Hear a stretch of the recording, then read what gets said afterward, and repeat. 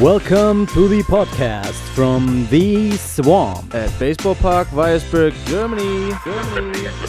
Brought to you by the Solingen Alligators Baseball Club, Smashing runs since 1991. Dive into Alligators Alley with your hosts Max Michalk and Bruno Römer as we bring you face to face with the legends of the game. Former MLB players, active coaches and many more to come. It's all right here, folks. Let's play ball. This episode is brought to you by Branks & Heinrichs, your professional partner for packaging and more, with 150 years of experience and located in Solingen, Germany. Packaging, protecting, securing. For 150 years with Branks & Heinrich in Solingen and at 10 locations throughout Europe. Also online at verpacken.online.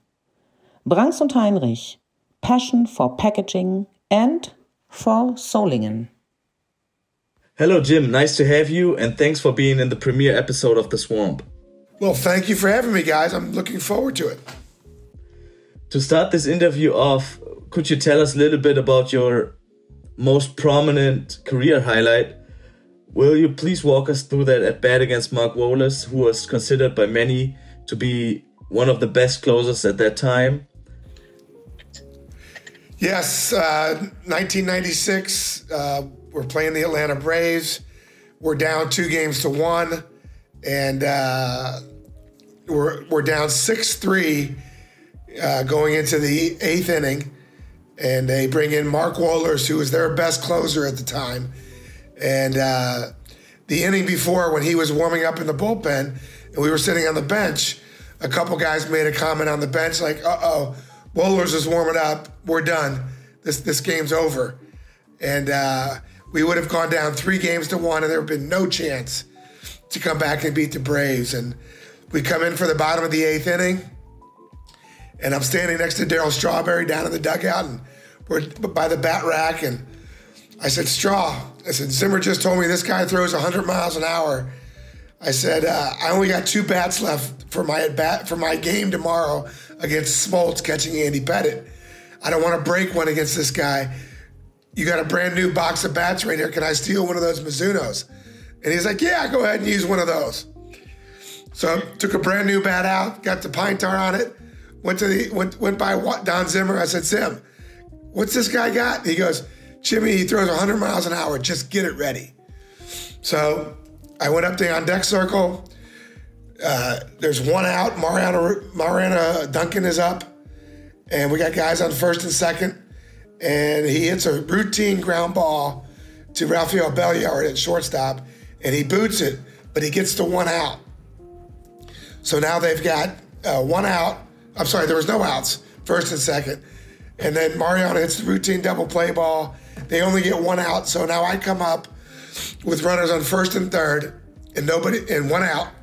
And again, not knowing much about Mark Wohlers besides he throws 100 miles an hour. But I had watched the at-bat against Duncan and against Strawberry and against Charlie Hayes, and I knew that he had a fastball and a slider, but that was the only 2 pitches I thought he had. I never knew until after the game was over with that his other pitch was a split finger. And I was like, oh, geez, I didn't even know he had that pitch. So sometimes ignorance is good to know that you don't think too much when you're hitting. But anyway, so I go up to bat. Sure enough, he throws the first fastball, about 98 miles an hour. I fouled it straight back. And the next 2 pitches, he threw sliders, both for balls. And then he went back to his fastball. And he threw 99. And I just barely fouled this one back.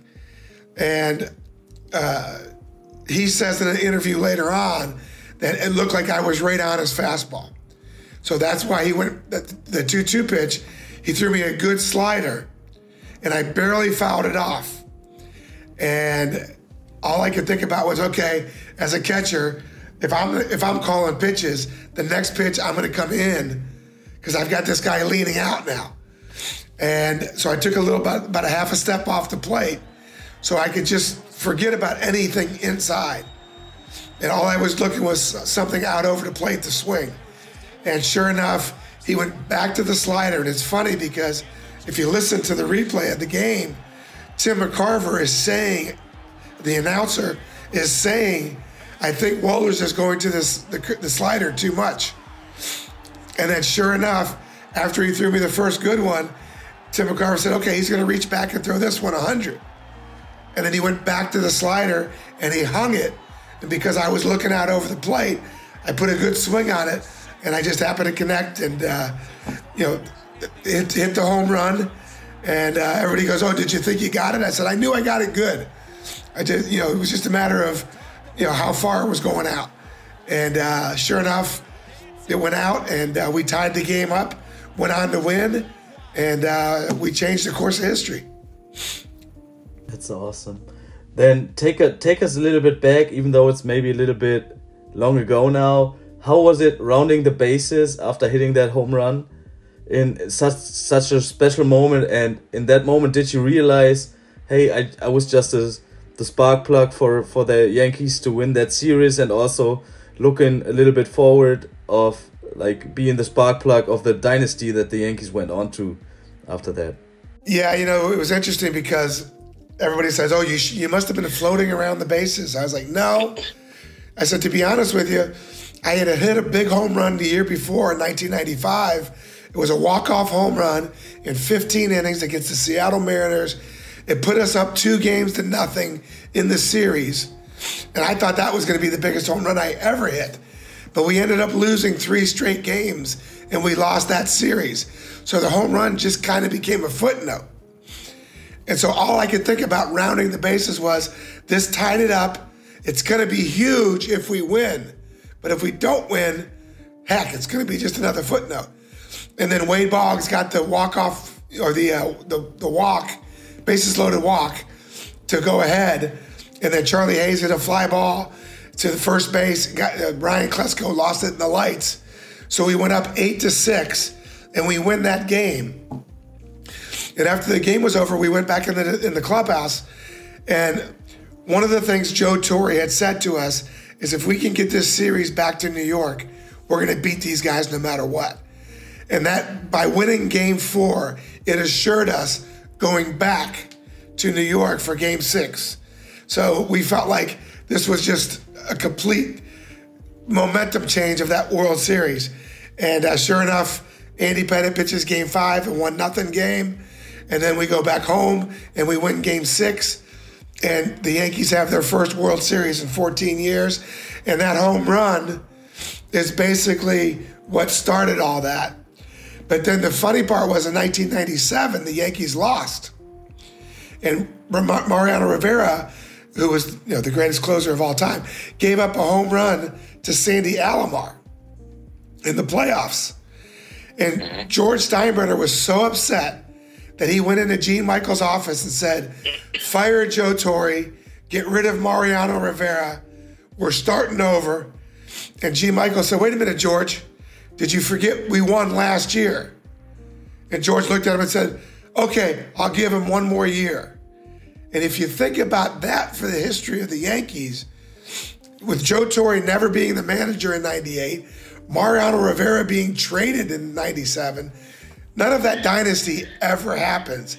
And that's why Joe Torre invites me to his dinner every year to tell the story of the home run and what it did to save that, to start the dynasty, but not only start it, but save it to be able to happen, because it would have never happened after 97. So that's why it turned out, the 96 team and the 96 home run turned out to be such an important part of the Yankee history. It's great. That's awesome. I have an additional question to that. I mean, back in the days, I remember Randy Johnson was one of the pitchers who threw 100 miles an hour. Nowadays, a bunch of pitchers throw that hard. What's the difference behind it, and why is it so popular to throw that hard nowadays? Yeah, well, listen, I'm not going to take anything away from how hard these guys work nowadays. But when we grew up, we played 3 sports. We didn't just play baseball. We didn't train year round, to strengthen our arms and do all these things.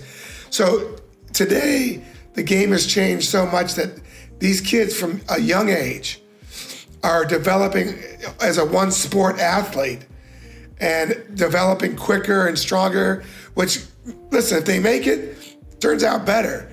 But 90% of them don't make it. So it's kind of a shame that people only put their kid in one sport. But long story short, the difference between in the major league level is now they measure the ball when it leaves the pitcher's hand. When we played, the old radar guns, they were developed to measure the ball when it crossed the plate.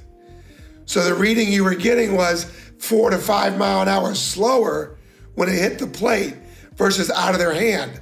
So a Randy Johnson fastball at 100 in my day would be about 105, 104 in today's game. So that is the biggest difference, is that the way they measure it now is different than the way they measured it back in the old days. Okay, that's very interesting. Thanks for the insight. Yeah.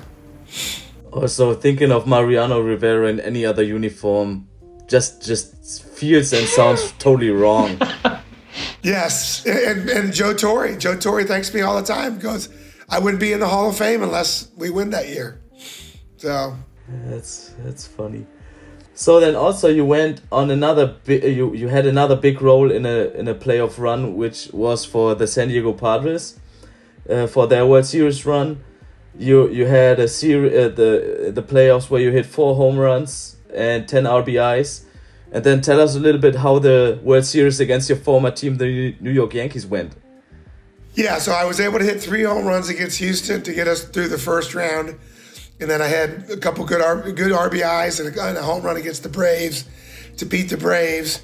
We had a great team back then. Kevin Brown and Sterling Hitchcock both pitched so great to get us to the World Series.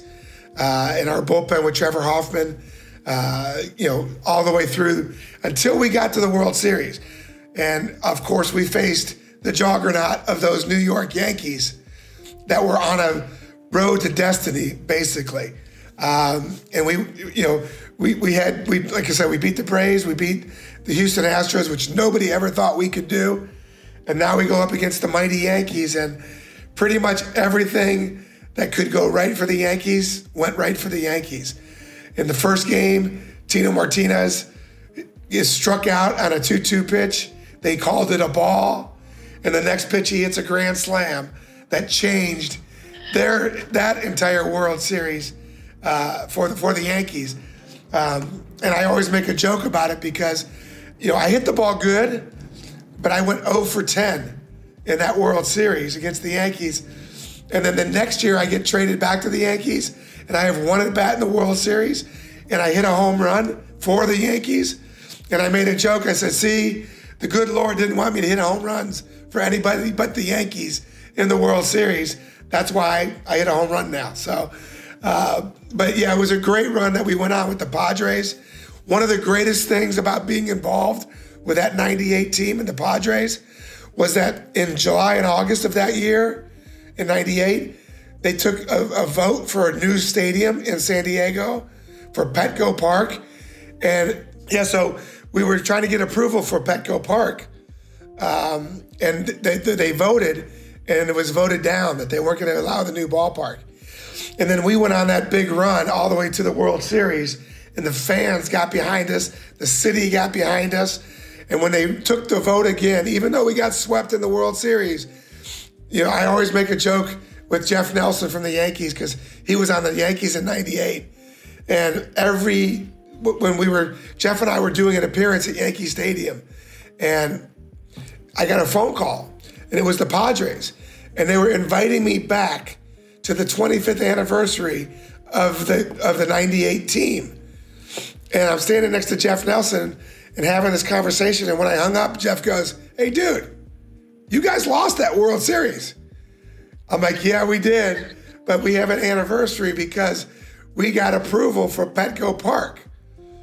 And so what happened was, when they had to vote in November, after all the enthusiasm from us getting to the World Series, and even though we got swept, they approved the taxes and everything for the city of San Diego to build Petco Park. So that 98 team is always welcome back. Even though we lost, is always welcome back because it played such an integral part of getting the new stadium. So that was pretty cool to be a part of too. Yeah, I can imagine. Great. Awesome. So for me as a huge San Diego Padres fan, the Petco Park is now considered, in my head, it's gonna be Jim Leyritz ballpark.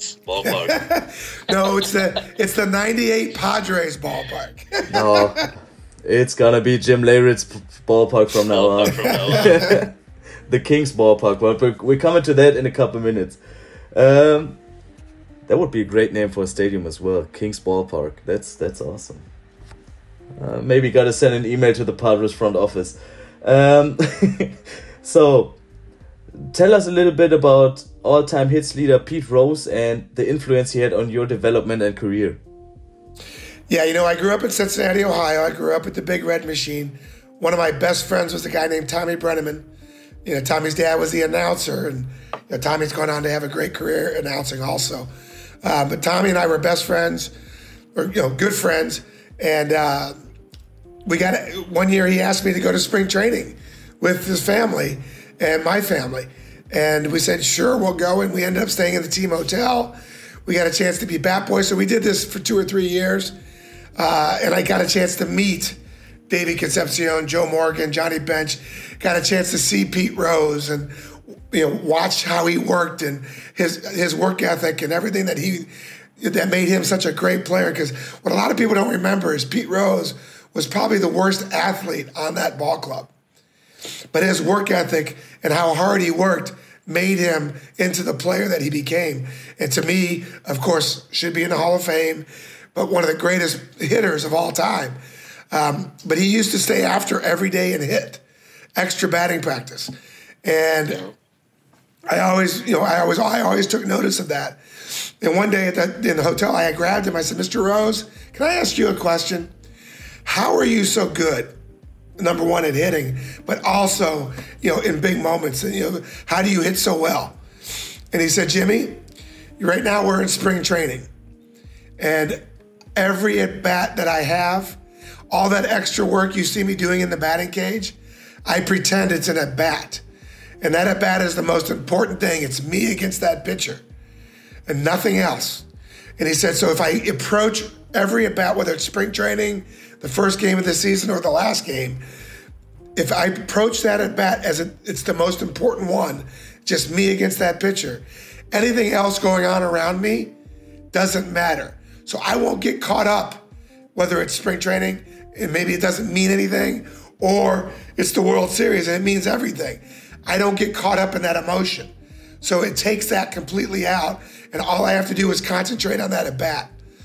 And I was like, as a 13, 14-year-old kid, I was like, wow, that really makes, to me, it made a lot of sense.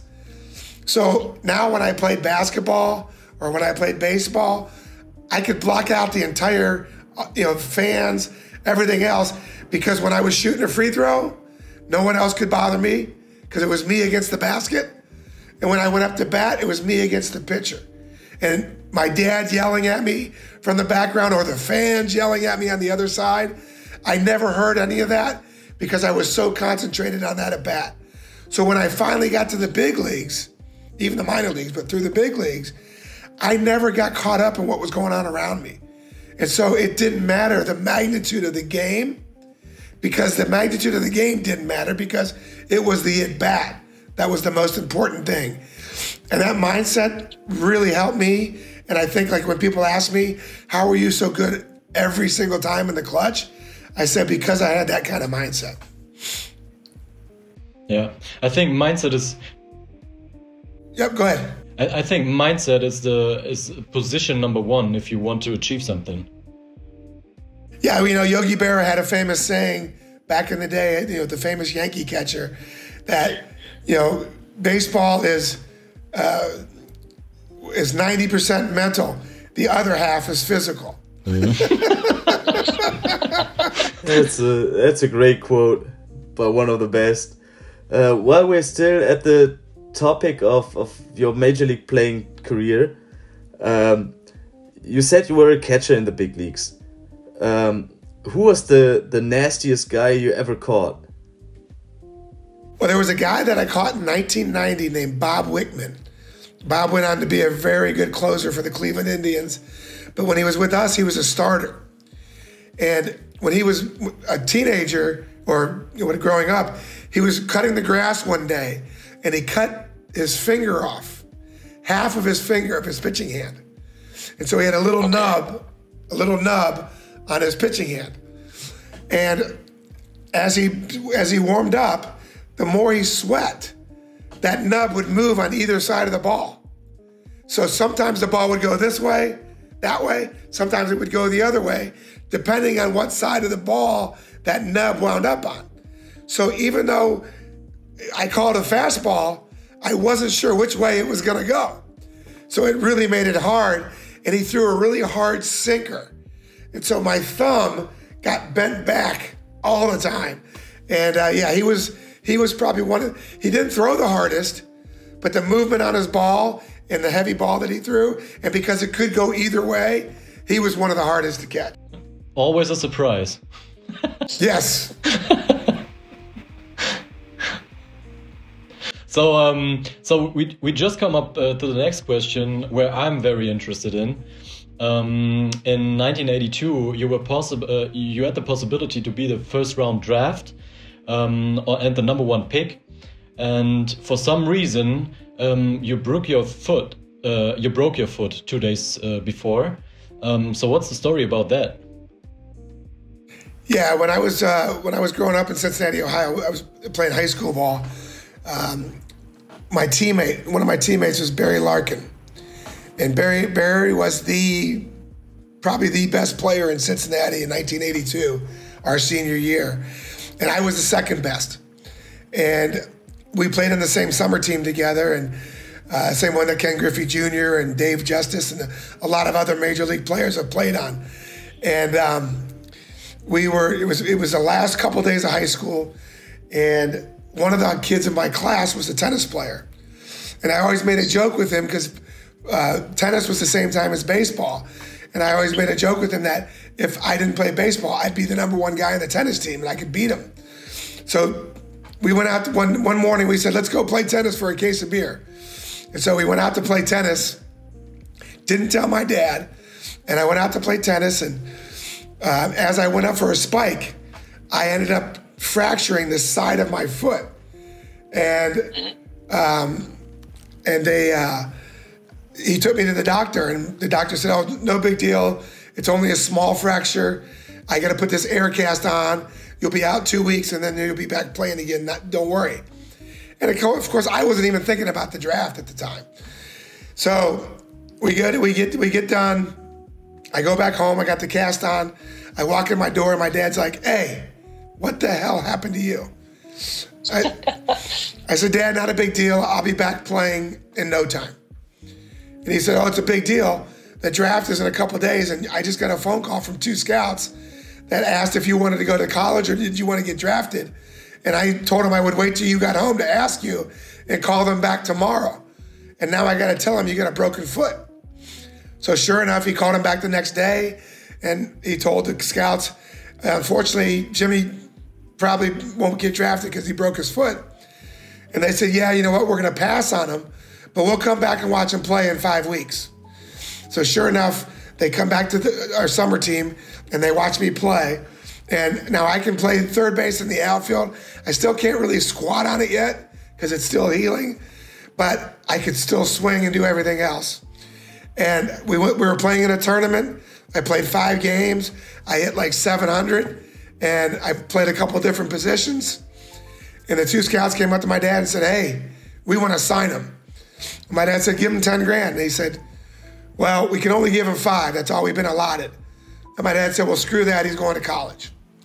So they never signed me. So I ended up going to junior college for 2 years in Georgia. Don't get signed. Never got drafted. Went to University of Kentucky my junior year. Didn't get drafted even though I had a good year. Couldn't figure it out, but I still had not gone back to catching. I was still playing third base in college. And so I told one of my roommates, he asked me to come out and play summer ball out in a collegiate league in Hayes, Kansas. And I said, if I come out there, please tell the coach I want to do some catching because I think that's part of the reason why I'm not getting drafted. I didn't know, but I kind of felt that. So I went out there and I started catching, and sure enough, Yankee scout comes up to me and says, hey, you caught 3 games in a row. We had it on our list that you couldn't catch. I said, well, who told you that? They said, your college coach. I go, what do you mean? I said, you just saw me catch 3 days in a row. They said, yeah, we did. We want to sign you. And I said, oh, okay.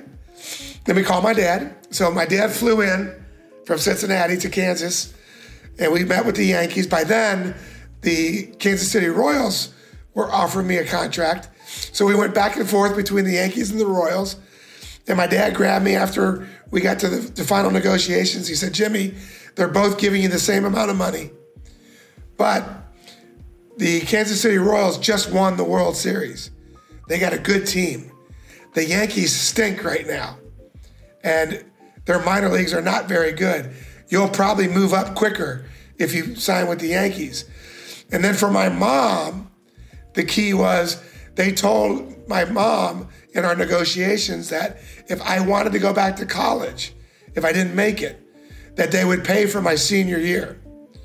And then Kansas City Royals wouldn't do that. So my mom said, you're signing with the Yankees. And we ended up signing with the Yankees. Now, the greatest part about that story doesn't happen for 10 more years. So 10 years later, we're playing in Atlanta Fulton County Stadium. And we're playing against the Atlanta Braves in Game 4 of that World Series and that home run we just talked about. All right? And those 2 scouts that didn't give me the extra $5,000, they were sitting in the Atlanta Braves suites with the GM of the Atlanta Braves, and they looked at each other and they said, do not tell the GM that for $5,000, Jim Leyritz would have never been a Yankee, and we would have had him, and this would have never happened. And if you imagine that history, that's pretty amazing. Yeah. So the first time you entered the draft, the Braves had the first overall pick? I think it was the first round that they had the pick. Okay. Yeah. I don't know who was the first overall. But I remember, Barry Larkin was drafted. The Braves made a huge mistake by doing that. They would have changed history. Yes. Yeah. Yep. So for the cost of $5,000, it's you just noticed that you're not able to do squats nowadays because it's hurting in the foot. Well, no, it healed. It healed eventually. Yeah, and now as I'm getting older, I feel a little bit. You could feel it a little bit. Yeah. Well, because the injury was an injury. Why people shied away at first is because the injury was the same injury that Bill Walton, the basketball player, had that ended his career. And so they called it the Bill Walton break. And so that's why I think they shied away from me a little bit, because they thought it was something that was going to continually bother me, but it got better. So in that year, you were in a draft class together with guys like Barry Bonds, David Wells, Dwight Gooden, and other guys who had special major league careers. Also with a guy you talked about already, who's very familiar to a lot of European baseball players, which is Barry Larkin, who is a big part in MLB camps in Germany or Europe, for example. Like you said, he's a friend of yours for a long time. Did he ever tell you anything about baseball in Europe, or especially baseball in Germany? As a matter of fact, I didn't tell this story the last time. Off the air, I didn't tell this story. Because I just remembered it when we were talking. We were just at the David Ortiz Big Papi charity golf outing, and Barry was there. And I actually was talking to Barry about what he was doing for Baseball United over in Dubai. And I did not know that he had been involved with Germany and anybody else before then. And I said, you know what? I got an opportunity. I may have an opportunity to do some work in Germany because Duke had called me by then. And I said, you know, this could be pretty interesting. And he said, yeah, I've done some work in the past with the guys from trying to develop baseball in Europe. He said it would be a great opportunity because that is an area that you can really help develop baseball. And so when I came back, I called Duke, and that's when we all started talking and figuring out, well, maybe we could do something. And when Duke first called me, you know, he just wanted me to kind of help promote a little bit. And then he goes, wait a minute. I said, wait a minute, Duke. I said, you do realize I am 100% German. And he goes, you are? He goes, oh my God, King, we can make this even bigger now. We can get you involved and see if you can help promote the baseball here in Europe. And I'm like, absolutely. I said, you know, I've been doing title insurance. I've been in the business world for the last 10 or 12 years. Really never much of an opportunity to get back to baseball. And when Duke called me and said this, I said, you know what?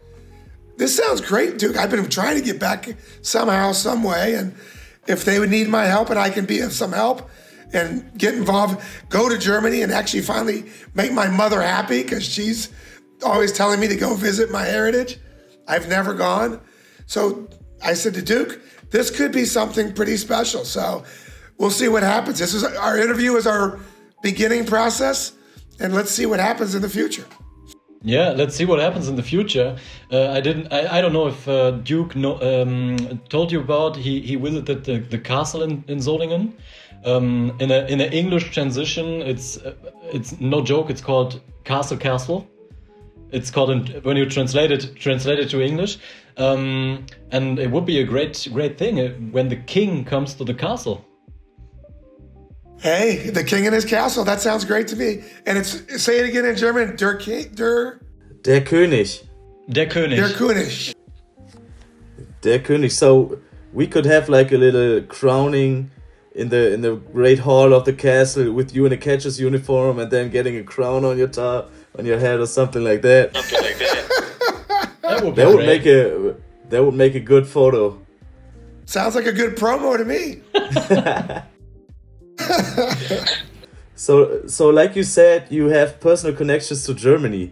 So you said you're 100% German. Why? Like, why is that? What? Obviously my grandparents were 100% German. My mother and father, of course, were born in the States.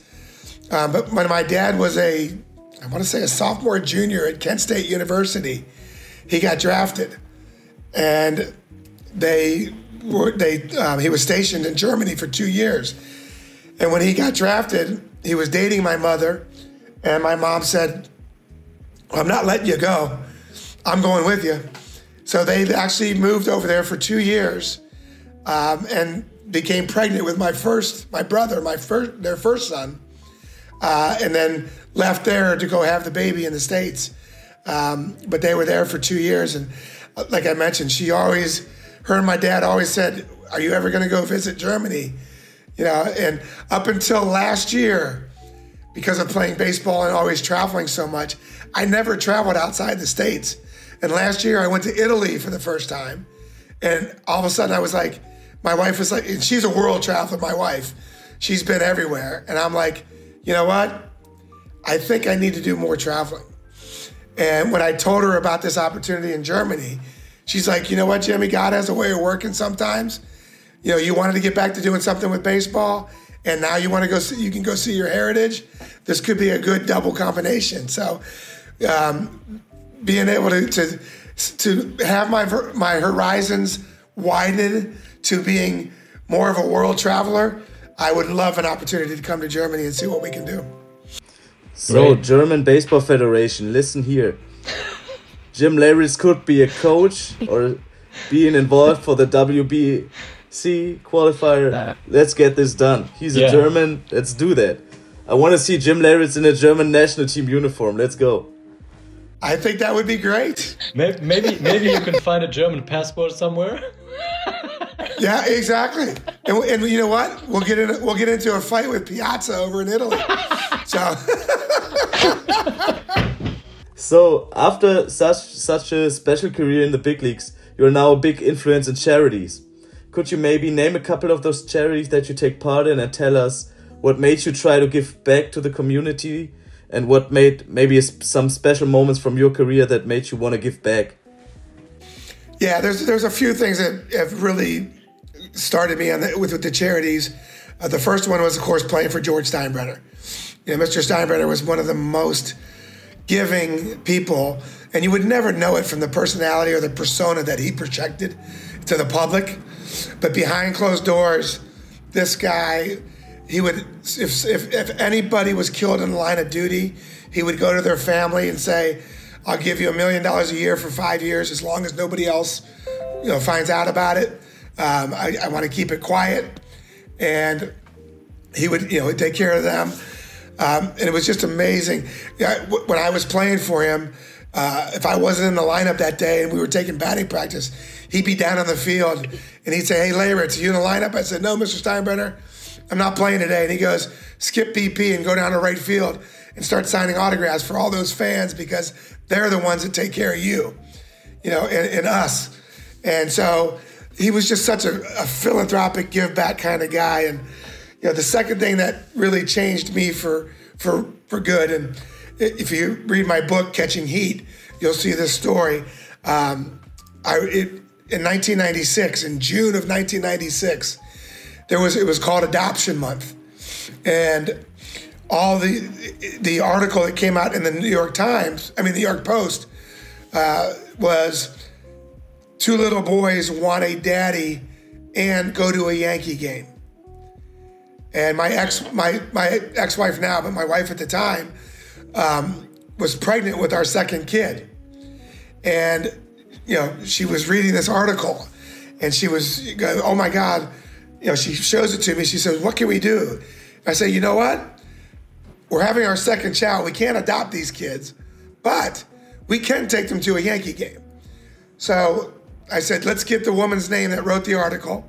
So we got the woman's name, we called her up, and we said, can you put us in touch with whoever is in charge of these boys? And they gave us this guy named Nick Scarpetta, who was the head of Children's Services in New York, and they were starting this new charity called New Yorkers for Children. And I called him up and said, hey, I can't adopt these kids, but I would love to take them to a Yankee game. And he said, really? And I said, yeah. I said, I'll send a car, get the kids. I'll be in the car with them. We'll go to Yankee Stadium. They can come for batting practice. I said, and so 2 days later, he calls me back and says, hey, he said, can I ask you a question? Would you be willing to promote the charity with these 2 boys? And I said, sure, whatever we can do. So he set up a luncheon at the All-Star Cafe in New York, which was kind of brand new, was just opening up. Andre Agassi and Bruce Willis started this All-Star Cafes, and it was like one of the most popular things at the time. So we set up a lunch with these 2 little boys and Children's Services, and they got a bunch of media so they could start getting publicity for the charity.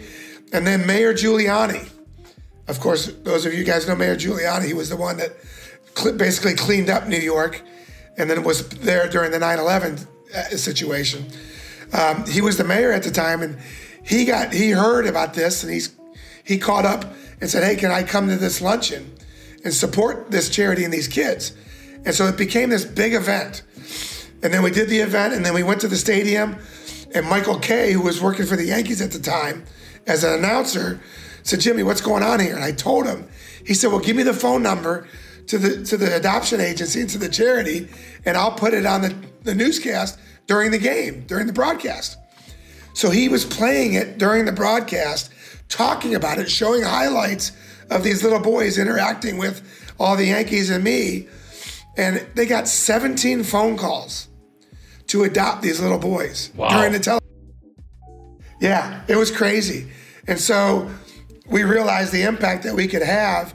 And the rest of the season, we hosted another 50 boys, 50 kids at Yankee games, and really helped promote the charity. And then at the end of the baseball season, of course, we go to the World Series. I hit the home run on October 23rd. And on October 24th, I'm doing all these interviews and I'm getting all these calls early in the morning. And I told my wife, listen, no more interviews. I need to get some sleep because I'm catching Andy Pettitte. I need to get some rest and start concentrating on the game tonight. And all of a sudden she comes back in the room 5 minutes later and says, you got to take this call. I get on the phone and it's the woman that wrote the article about these two little boys. And she said, listen, your wife told me that you don't want to do any more interviews, but I really want to let you know that yesterday, before you hit your home run, those two little boys got adopted.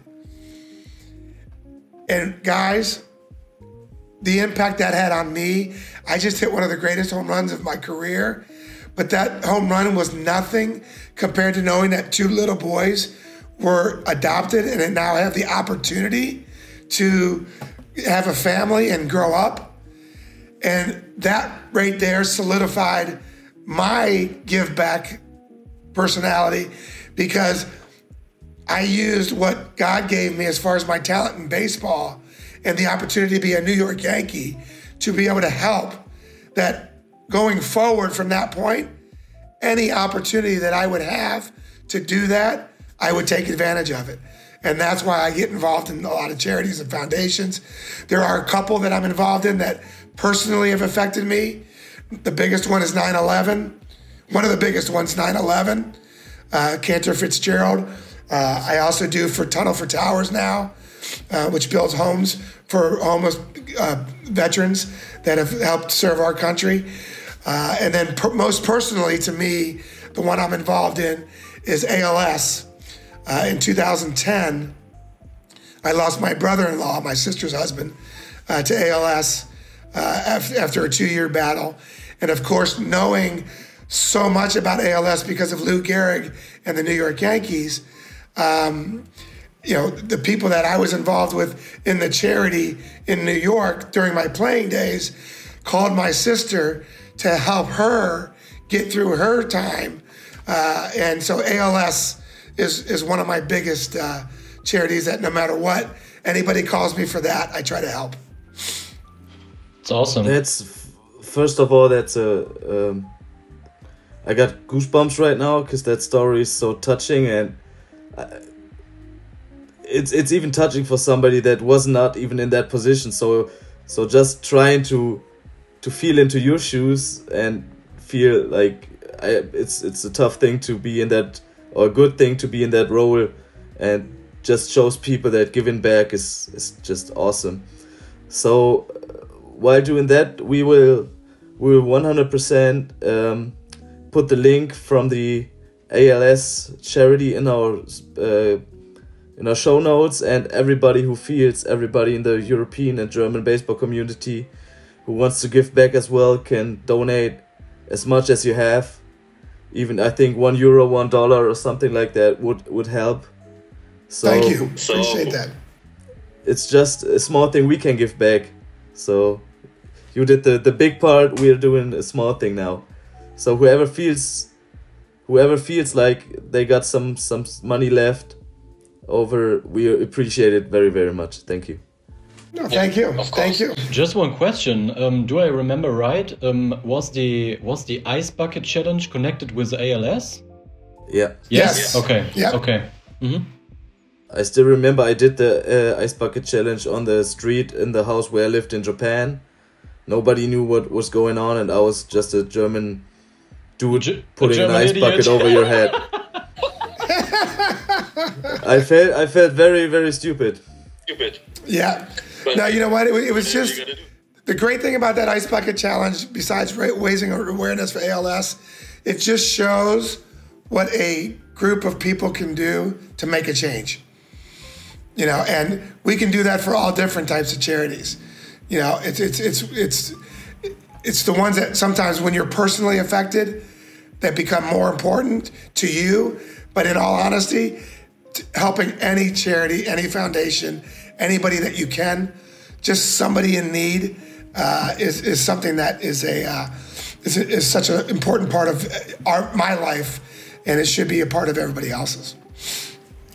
Yeah, that's an awesome message. Yeah.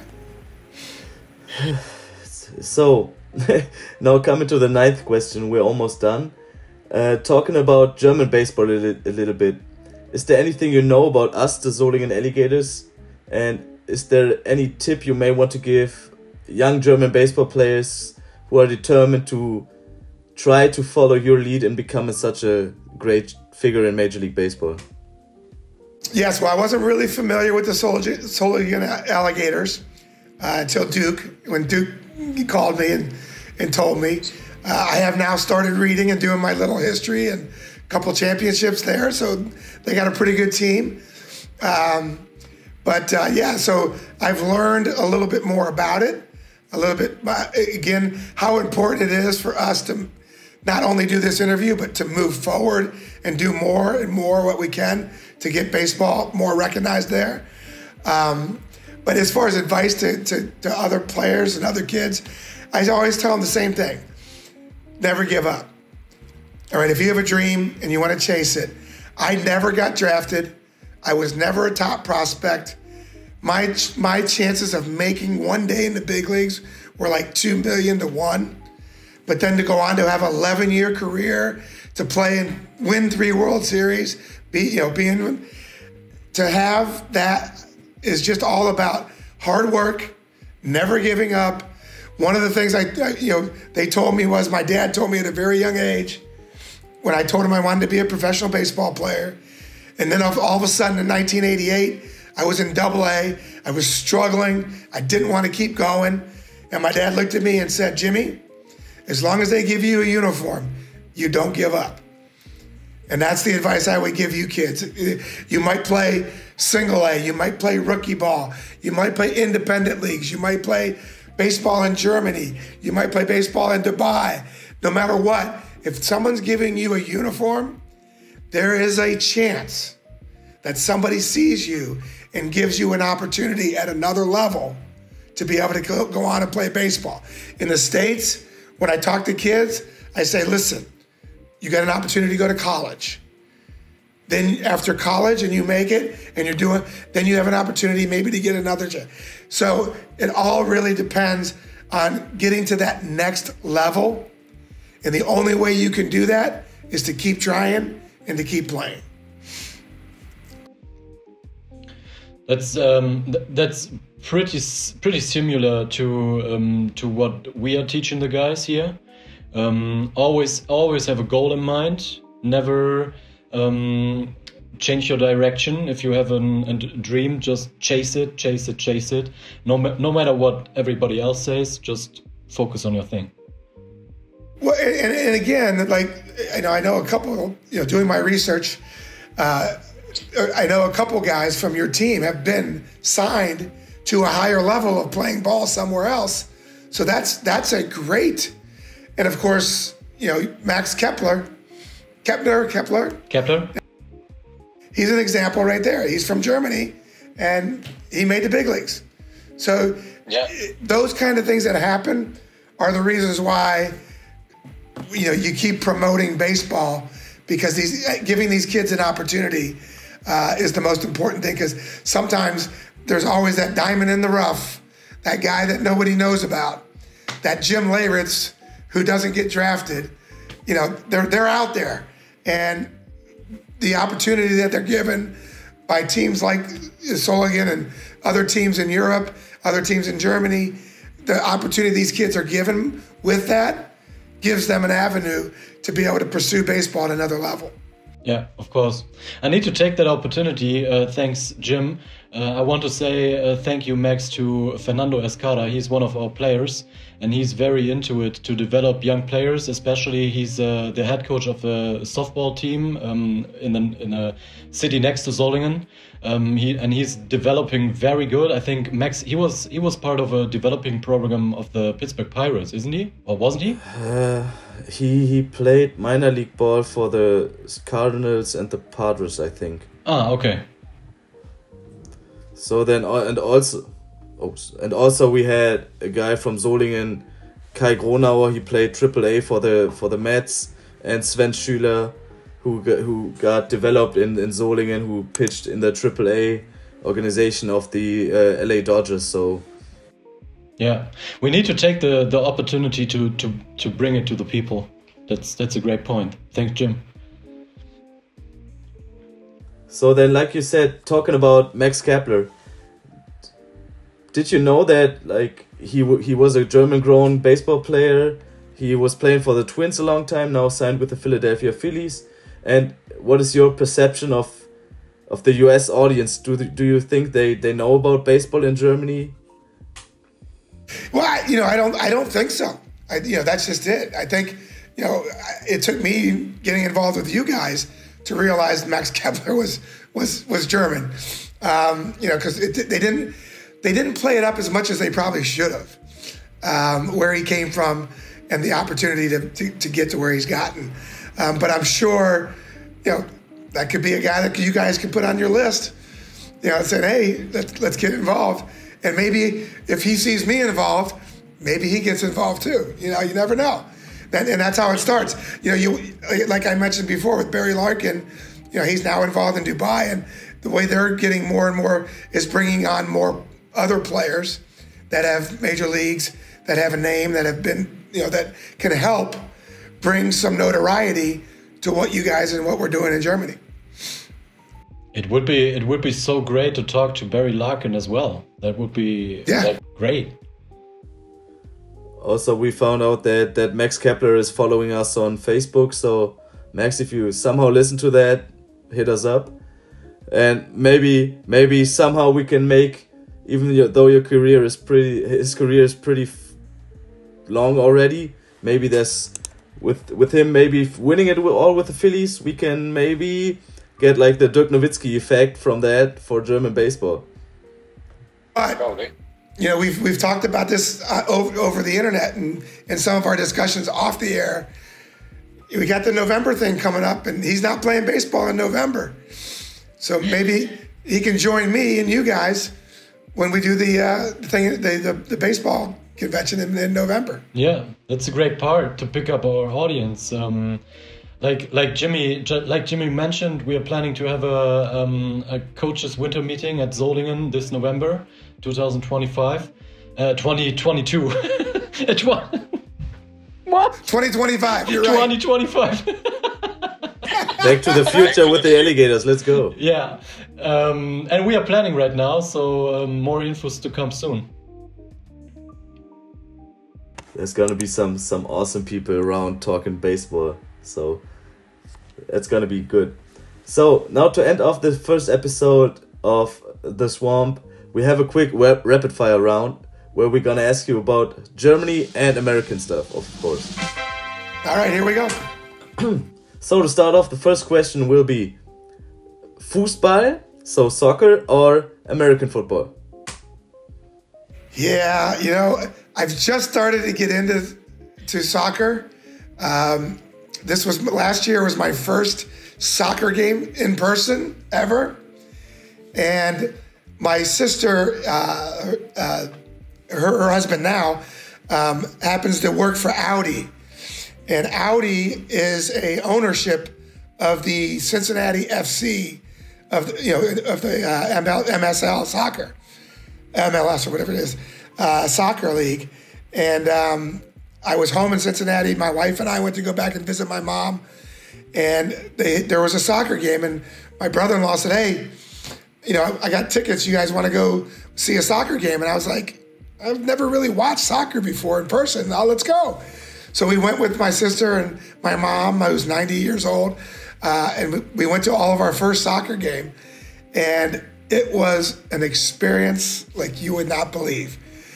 25,000 people sell out and nonstop action as far as the fans never sat down. They stood up the whole time. And it was just really, really exciting. And for someone who's watched it on TV and goes, God, this is so boring. All of a sudden to see it in person, to see just the way people, the passion that they have for it, it was amazing. And one of my really, really good friends owns the team in Omaha in the USL Soccer League. And I just told him, I said, Gary, I got to start coming to more games, man. This is fun, But as far as between the two, NFL has always been my favorite. But yeah, they're starting to sway me over into soccer. So when you come to Germany, 20,000 people is like a let's call it a third division stadium in Germany. Yeah. So we have to go to Dortmund because there's like 80,000 people, and that's something you will remember for the rest of your life. 80,000 people, the yellow wall. You have to look that up on the internet. That's crazy. We'll put that in the calendar. Yep.